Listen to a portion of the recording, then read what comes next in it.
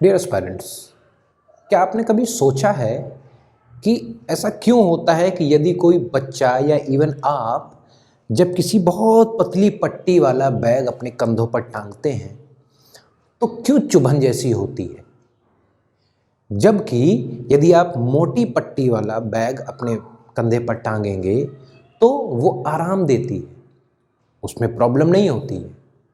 तो इस पतली और मोटी पट्टी का जो कॉन्सेप्ट है वैसे तो आप बता देंगे, लेकिन ये फिजिक्स के किस कॉन्सेप्ट से रिलेटेड है ये आज मैं आपको इस वीडियो में बताने वाला हूँ। लेकिन उससे पहले अगर आप हमारे ज्ञान प्लेनेट चैनल पर नए हैं तो इसको आप सब्सक्राइब कर लें और इस वीडियो को ज़्यादा से ज़्यादा शेयर कर दें ताकि आपसे ही जो जुड़े लोग हैं उन लोगों को भी इस वीडियो का लाभ मिले। तो फ्रेंड्स, चलिए शुरू करते हैं।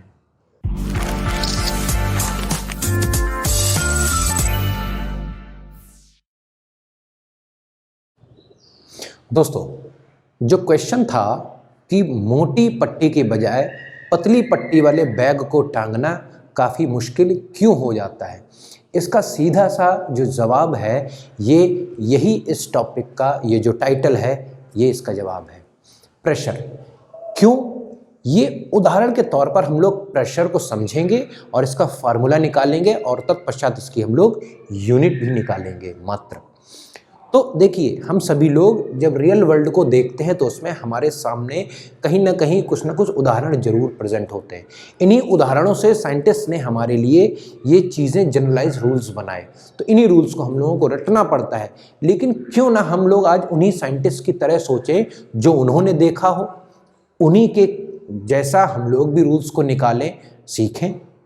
तो जो मैंने एग्जाम्पल बताया कि मोटी पट्टी आपके कंधे पर ज़्यादा प्रेशर नहीं डालती है, तो मोटी पट्टी से क्या मतलब है, यदि एक पट्टी इतनी मोटी है और एक पट्टी इतनी पतली है तो आप ये देखिए इस पट्टी का जो एरिया है यहाँ से यहाँ तक का एरिया काफ़ी ज़्यादा है, मोटाई, ठीक है।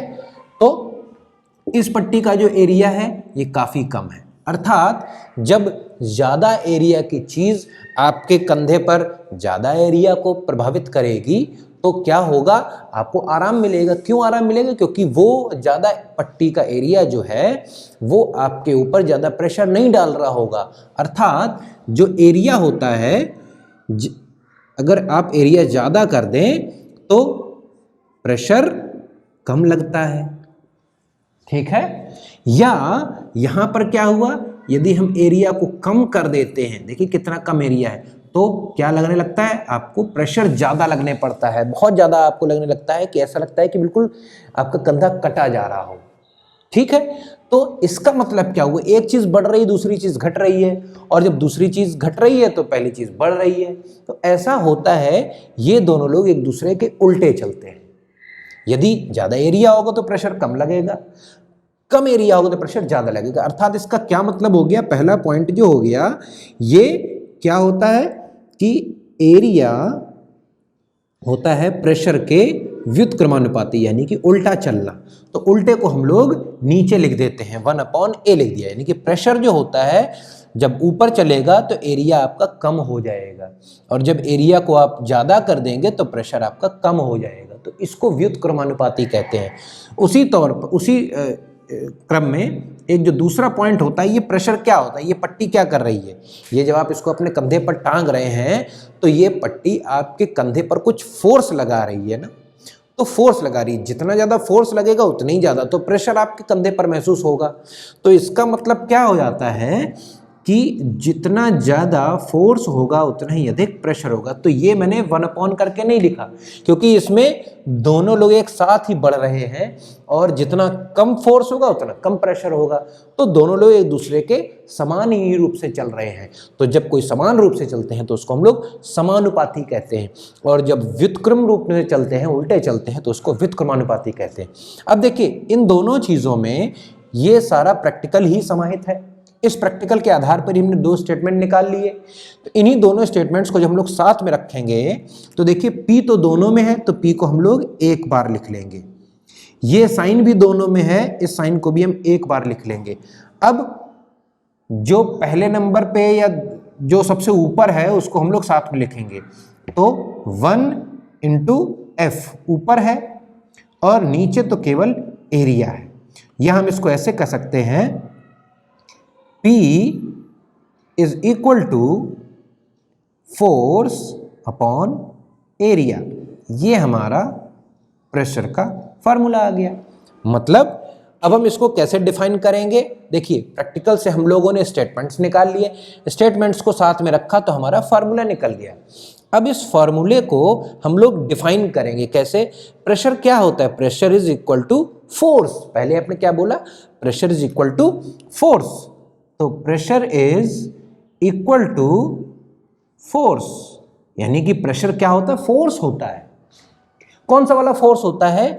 जो किसी एरिया के ऊपर लगता है, जो किसी पर्टिकुलर एरिया पर जो फोर्स लग रहा है उसी को हम लोग प्रेशर कह देते हैं। यानी कि pressure is equal to force acting on a unit area.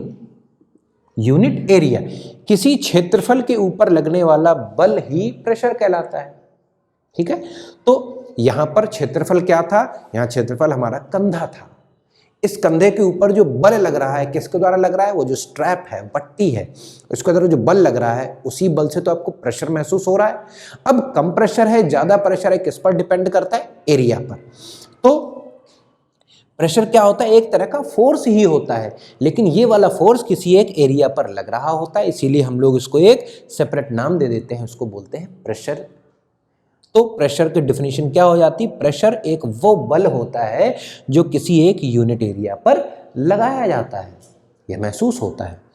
अब मैंने आपसे कहा था कि इसकी यूनिट कैसे निकालेंगे, तो देखिए, जब फार्मूला हमको पता हो जाता है तो यूनिट भी फार्मूले के आधार पर ही निकलती है।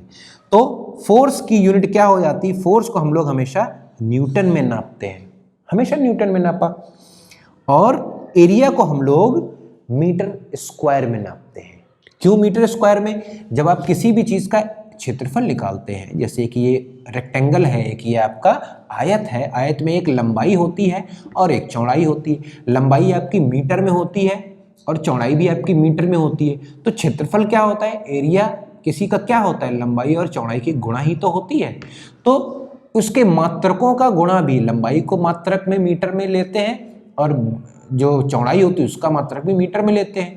तो जब दोनों मीटर मीटर को गुणा करेंगे तो मीटर स्क्वायर हो जाएगा। तो किसी भी दो चीजों की गुणा, अर्थात किसी भी जो एरिया को हम लोग मीटर स्क्वायर में करते हैं, क्यूब में नहीं लेते, तो एरिया को हम लोग मीटर स्क्वायर में ले लेंगे। तो आपका हो जाता है न्यूटन पर मीटर स्क्वायर। अब फिजिक्स में कोई भी चीज नीचे नहीं रखेंगे, हम लोग इस चीज को ऊपर ले आएंगे, तो क्या हो जाएगी? पावर माइनस में, तो -2 साथ में बैठ जाएगा, m यानी कि मीटर, न्यूटन के साथ मीटर बैठ जाएगा और पावर माइनस में हो जाएगी। तो ये आपकी यूनिट निकल आती है। अच्छा, इसकी एक स्टैंडर्ड यूनिट भी है, स्टैंडर्ड मतलब कि SI यूनिट भी है। उस SI यूनिट को हम लोग बोलते हैं पास्कल। क्या बोलते हैं? पास्कल। ये बहुत क्वेश्चन पेपर में आता है कि प्रेशर की SI यूनिट क्या है, तो आप कहेंगे पास्कल। अब आपसे पूछा जाए 1 पास्कल किसके बराबर होता है, तो देखिए हमने क्या किया, इस N अपॉन मीटर स्क्वायर को ही तो हमने पास्कल बोला। अर्थात जब 1 न्यूटन का फोर्स 1 मीटर एरिया के ऊपर 1 मीटर स्क्वायर एरिया के ऊपर लगता है तो उसको हम लोग 1 पास्कल कहते हैं। ठीक है ना? या देखिए हम क्या करें, 1 पास्कल का मतलब क्या होता है? 1 न्यूटन एंड 1 मीटर स्क्वायर। तो क्या मतलब हो गया? माइनस में। तो 1 पास्कल का मतलब क्या हो गया कि जब 1 न्यूटन का फोर्स हम 1 मीटर स्क्वायर एरिया पर लगा देते हैं तो उसी को हम लोग 1 पास्कल नाम कह देते हैं। तो फ्रेंड्स, ये वीडियो आपको वाकई में अच्छा लगा हो तो आप इसको ज़रूर लाइक कर दें, और यदि इस जानकारी को मैंने काफ़ी कंसाइज रूप में आपको बताया हो तो ज़रूर इस वीडियो को अधिक से अधिक शेयर कर दें।